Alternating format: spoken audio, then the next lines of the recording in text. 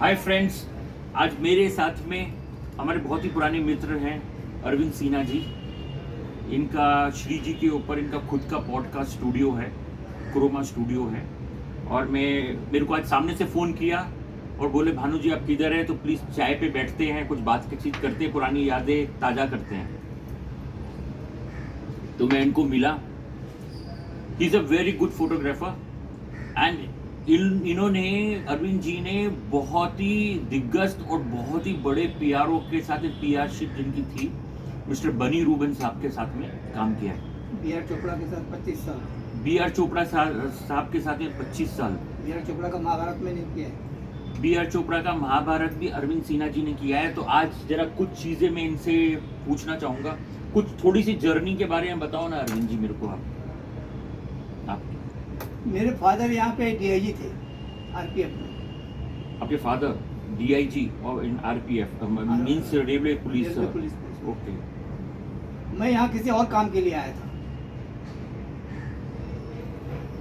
Photography का शौक था, फोटोग्राफी में लग गया, बाकी सब काम भूल गया। मतलब फोटोग्राफी का शौक था कि फिल्म इंडस्ट्री के अंदर बॉलीवुड में आने का शौक था? फिल्म इंडस्ट्री का कोई शौक नहीं था, खाली फिल्म देखते थे हम लोग वहाँ पे, बस फिल्म इंडस्ट्री में कभी शौक नहीं था आने का भी, ना हीरो बनने का, कुछ बनने का, कुछ नहीं। फोटोग्राफी का शौक था।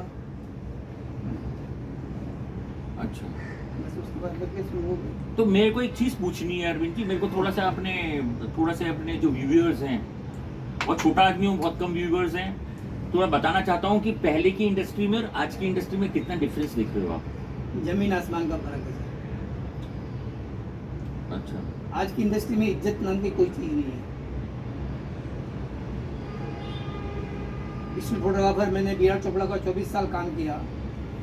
शक्तिमान का स्टिल फोटोग्राफी मैंने किया। महाभारत में कैमरामैन के पहले मेरा नाम आता है, देखो कोई भी चल रहा था, अरविंद सिन्हा जी। हाँ, उस टाइम हम हर आदमी की इज्जत होती थी। आजकल तो स्पीड बॉय तो मतलब इतने कम में लोग काम कर रहे हैं, कुत्ता भी नहीं पूछता है। तो आपने एंट्री करी इन द ईयर 76 में। 76। आज आपकी एज कितनी है? कितनी होनी चाहिए आपके हिसाब से? मैं तो बोलता हूँ कि औरत की उम्र और आदमी की तनख्वाह कभी पूछनी नहीं चाहिए। हाँ, तो बट मैं आपकी उम्र पूछ सकता हूँ। हाँ। मेरे ख्याल से तो आप 70 प्लस तो होंगे। 72 प्लस। 72 प्लस। ओके। तो अभी पुराने लोग मिलते हैं आपको? जैसे आज मैं मिल गया आपको, आपने मुझे बुला लिया फोन करके। कोई मिल जाते हैं। अच्छा, ओके। तो उनका रवैया कैसे रहता है? मैं तो पहले भी आप मेरे को मिलते थे बी आर चोपड़ा के जब डबिंग में, मैं बहुत छोटा था तभी। अब पुराने में जैसे राज बब्बर से मुलाकात हो जाती है। हाँ। और एक सुरेंद्र पाल जी हैं। सुरेंद्र पाल जी, ओके। हाँ, मैं जानता हूँ उनको। वो भी महाभारत में थे। महाभारत में थे। मुकेश खन्ना से मुलाकात कम होती है क्योंकि वो आजकल बहुत बड़े आदमी हो गए। जबकि उनका पहला फोटोशूट मैंने ही किया था वानखेड़े स्टेडियम में। ओके। इनका मुकेश जी का बनी रूबन ने कहा था करने के लिए, तो किया था। ओके। बनी रूबन जी जो थे वो बहुत बड़े पीआरओ थे, बहुत बड़े। और मैं उनको अक्सर मिलता रहता था आरके स्टूडियो में। राज कपूर का, प्रकाश मेहरा का, रमेश सिप्पी का, मतलब जितने भी बड़े बड़े प्रोडक्शन हाउसेज होते थे, जिसका नाम लीजिए सबका। Bunny Reuben ji was the one of the biggest PRO. और उनका पीआरओ करने का ढंग भी ऐसा होता था कि अगर किसी की पेमेंट बैलेंस है और वो प्रोडक्शन हाउस में वो पहुंच नहीं पाया, किसी वजह से बिजी है और पैसा नहीं ले पाया, तो पूछते थे सामने से फोन करके कि पेमेंट मिला कि नहीं मिला। नहीं मिला तो वो अपने पास से उनको पेमेंट दे दिया करते थे। सच अ नाइस ग्रेट पर्सन। अरे ग्रेट। उनकी बायोग्राफी भी आई थी शायद। मुझे मानोगे नहीं, मुझे बनी रूबन ने पंख लगाया। और माधुरी के संपादक हुआ करते थे एक विनोद तिवारी जी। अच्छा, ओके। उन्होंने मुझे उड़ना सिखाया। आपने तो टाइम्स ऑफ इंडिया वालों के साथ भी बहुत काम किया ना? माधुरी फिल्म फेयर वगैरह में। अच्छा, माधुरी फिल्म फेयर, ये सब टाइम्स ऑफ इंडिया की वो थी क्या? माधुरी फिल्म फेयर, फेमिना वगैरह सब में फोटो का अरविंद सिन्हा के करके नाम आता था। ओके। तो मैं यही बोलता हूँ, बनी रूबन ने मुझे पंख लगाया, विनोद तिवारी ने मुझे उड़ना सिखा दिया। ओके। पहले के लोग जो होते थे वो बहुत सपोर्टिव होते थे, लोगों को आगे बढ़ाने में बहुत उनका हाथ होता था। बहुत सपोर्ट। मगर आज की डेट में तो अरविंद जी जो आगे बढ़ता है उसको तो आज की डेट में खींचने का सपोर्ट करते हैं। अपनी इज्जत आप खुद कर लो, यही बहुत है। बहुत बड़ी बात है। अपनी इज्जत आप खुद कर लो, यही बहुत बड़ी बात है। दूसरा कोई इज्जत करता नहीं। करेक्ट। आज फोटोग्राफर 1500 से कम में काम करता है, स्टिल वाला लोग करते हैं। हाँ। स्पॉट बॉय सोचता है मेरे से पैसा कम लेता है ये, इसकी क्या इज्जत करूँ मैं?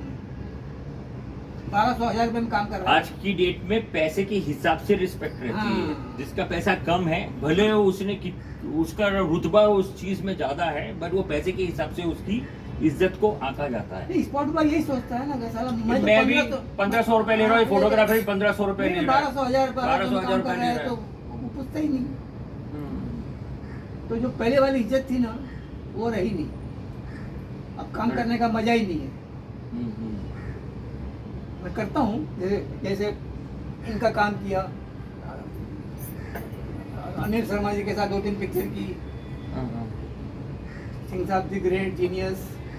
मगर गदर में जरा पेमेंट का कुछ प्रॉब्लम था, मैंने कहा आगे बढ़ गया, मैं कहा महीने का गदर 2 गदर 2 में कुछ नहीं हुआ।